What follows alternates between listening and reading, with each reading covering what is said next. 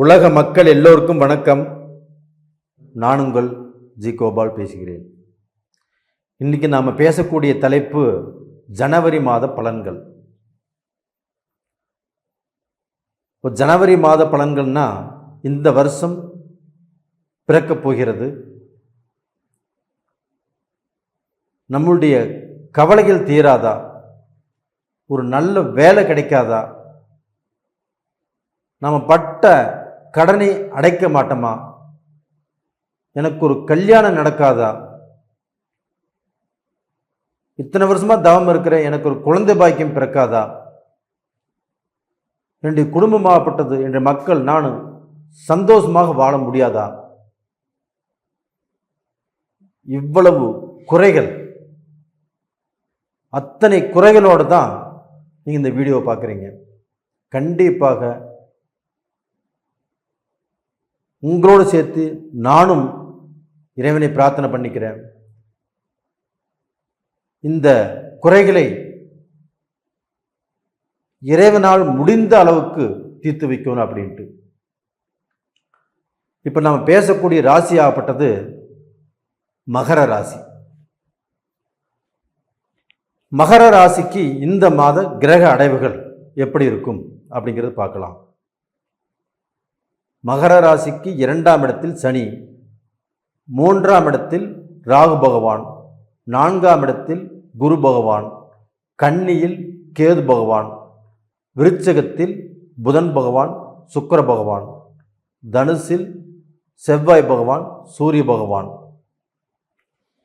இது இந்த மாத கிரக அடைவுகள்.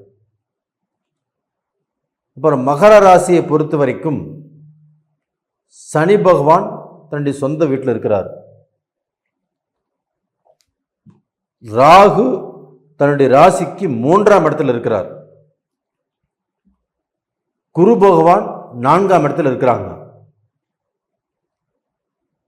4ஆம் இடத்திலிருந்து 11ஆம் இடத்தை பார்க்குறாங்க. அப்போ மகர ராசிக்கு மகரம், கும்பம், மீனம், மேசம், இந்த மேச ராசியுடைய அதிபதி யாருங்க? செவ்வாய். அந்த செவ்வாய் பகவானையும் குரு பகவான் ஆகப்பட்டது 9ஆம் பார்வையாக பார்க்குறாங்க. அருமைங்க. மகர ராசிக்காரங்களே, மகர ராசிக்காரங்களே, நீங்கள் வாழ பிறந்தவர்கள். நீங்கள் பிறர் முன் ஜெயித்து காட்ட பிறந்தவர்கள். உங்களை யார் ஏளனமாக பேசினார்களோ, யாருக்கு முன்னால் நீங்க கேவலப்பட்டீர்களோ, அவங்களுக்கு முன்னால் தலையெடுத்து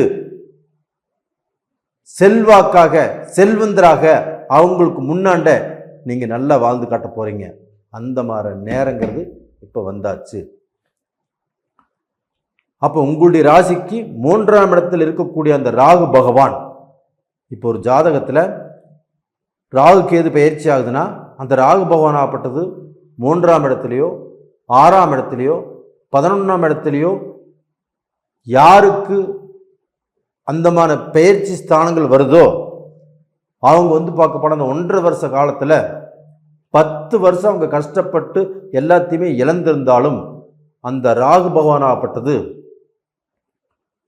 குபேரனாக்கிவிடும், செல்வந்தராக்கிவிடும், செல்வாக்கை கொடுக்கும். அப்போ அந்த அளவுக்கு அந்த ராகு பகவானுடைய சிறப்பம்சங்கள் இருக்குது.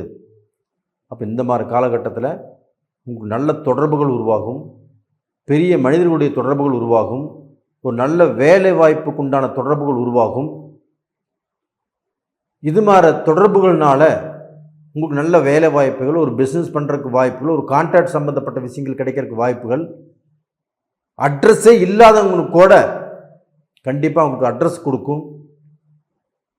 10 ரூபாய்க்கு பிரயோஜனம் இல்லாதவனை கண்டிப்பாக அவங்களை எழுப்பி விட்டு அவங்க தொழிலை கொடுத்து அந்த தொழிலை சக்ஸஸ் பண்ணி அவனை கோடீஸ்வரன் ஆக்கும்.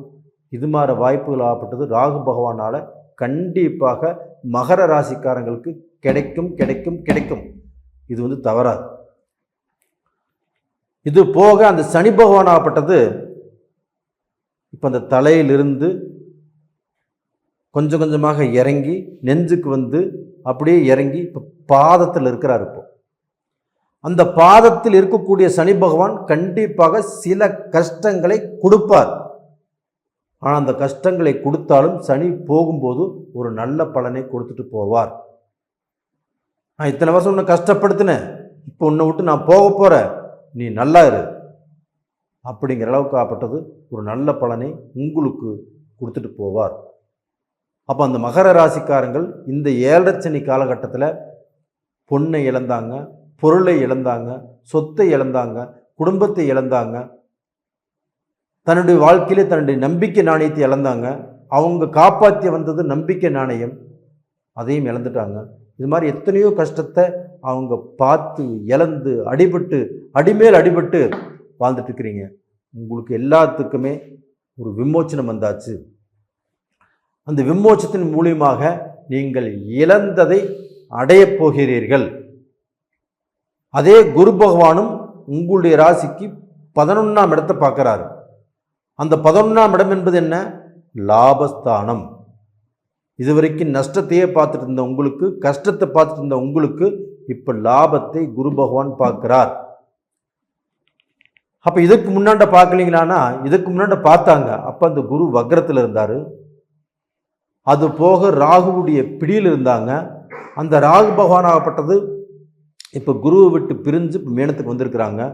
சனி பகவான் வக்ர நிவர்த்தி இப்போ ஜனவரியில் ஆக போகிறாங்க. அப்போ உங்களுக்கு என்ன கஷ்டம்? கண்டிப்பாக நீங்கள் நல்ல பொசிஷனுக்கு, நல்ல ஒரு தரமான வாழ்க்கையை வாழ்ந்து காட்ட போகிறீங்க. ஆனால் அதே சமயத்தில் இப்போ இந்த சனி பகவான் இருக்கிறதுனால எந்த ஸ்டெப் எடுத்து வச்சாலும் பார்த்து நிறுத்தி நிதானமாக செயல்படுங்கள். அவசரப்பட்டோ அலாவணையிலையோ எதையுமே செஞ்சிட வேண்டாம். அப்போ கொஞ்சம் நிதானமாக செயல்படுங்கள் அப்படின்னு சொல்கிறேன் நான். இது ஒரு சிலருக்கு ஆகப்பட்டது கல்யாண வாழ்க்கையும் பிரச்சனையை கொடுத்துருக்கும். ஆசைப்பட்ட பொண்ணுனாலையும் பிரச்சனை வந்திருக்கும். அந்த பொண்ணு கிடைக்காம போயிருக்கும். அப்போ தன் ஆசைப்பட்ட பொண்ணுக்கு வேற ஒருத்தரோட கல்யாணம் ஆகும். இது மாதிரி எத்தனையோ சந்திச்சிருப்பீங்க. நடந்தது நடந்தவையாக இருக்கட்டும், இனி நடக்க போவது கண்டிப்பாக நல்லவையாக இருக்கும். நீங்கள் நல்லா இருக்க போவீங்க. அதே சமயத்தில் இந்த சேனலை நீங்கள் பார்த்து நிறைய பேர் எனக்கு சப்ஸ்கிரைப் பண்ணியிருக்கிறீங்க. நிறைய பேர் என்னுடைய சேனலை ஆதரிக்கிறீங்க. உங்கள் எல்லாத்துக்குமே என்னுடைய மனமார்ந்த நன்றிகள். இனியும் சப்ஸ்கிரைப் பண்ணாதவங்க பண்ணுங்க. நீங்கள் இந்த சேனலை பாருங்கள், ஆதரிங்க, இந்த சேனலை வளர்த்தி விடுங்கள். அப்போ அதே சமயத்தில் இந்த மகர ராசி அப்படிங்கிறது உழைப்பால் உயர்ந்த ராசி. அப்போ அந்த உழைப்பினால் உயர்ந்து நீங்கள் கஷ்டப்பட்டு ஒரு நல்ல பொசிஷனுக்கு வந்திருந்தா கூட இந்த 7.5 சனி அதையும் கெடுத்துருச்சு. ஆனால் இப்போ மீண்டும் நீங்கள் எந்த இடத்துலிருந்து விழுந்தீங்களோ அந்த இடத்துக்கே போக போகிறீங்க. செல்வந்தராக, ஒரு செல்வாக்காக, ஒரு செல்வ நிலையை உருவாக்கிட்டு அந்த இடத்துக்கே போக போகிறீங்க. நீங்கள் பிறந்தது உத்திராட நட்சத்திரம், திருவோண நட்சத்திரம், அவிட்ட நட்சத்திரம். நீங்கள் அவிட்ட நட்சத்திரத்தில் பிறந்திருக்கிறீங்கன்னா செவ்வாயுடைய நட்சத்திரம். அப்போ அந்த செவ்வாயுடைய நட்சத்திரமாகப்பட்டது 1-2 பாதங்கள் ஆகப்பட்டது இந்த மகரத்தில் இருக்குது.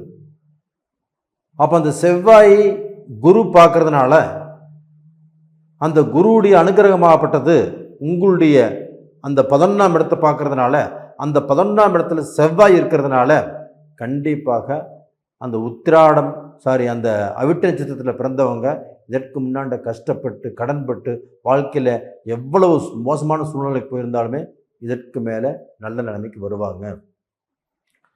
கண்டிப்பாக வருவாங்க. இதில் எந்த ஒரு கஷ்டமும் இல்லை. அதுக்கப்புறமாகப்பட்டது திருவோண நட்சத்திரம், சந்திர பகவானுடைய நட்சத்திரம். அப்போ அந்த சந்திர பகவானாகப்பட்டது இவங்களுக்கு எவ்வளவு கஷ்டத்தை கொடுத்திருந்தாலும், எவ்வளவு பிரச்சனையை கொடுத்திருந்தாலும், எவ்வளவு சோதனையை கொடுத்திருந்தாலும் அந்த சோதனையில் இருந்து விலக்கி இந்த மகர ராசிக்காரங்களாகப்பட்டது திருவோண நட்சத்திரத்தில் நிறைய பாதிக்கப்பட்டுட்டாங்க, நிறைய கஷ்டப்பட்டுட்டாங்க, நிறைய கஷ்டப்படுத்திருச்சு.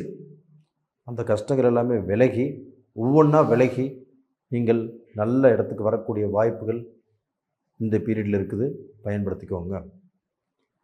அது போக உத்திராட நட்சத்திரம் சூரிய பகவானுடைய நட்சத்திரம்.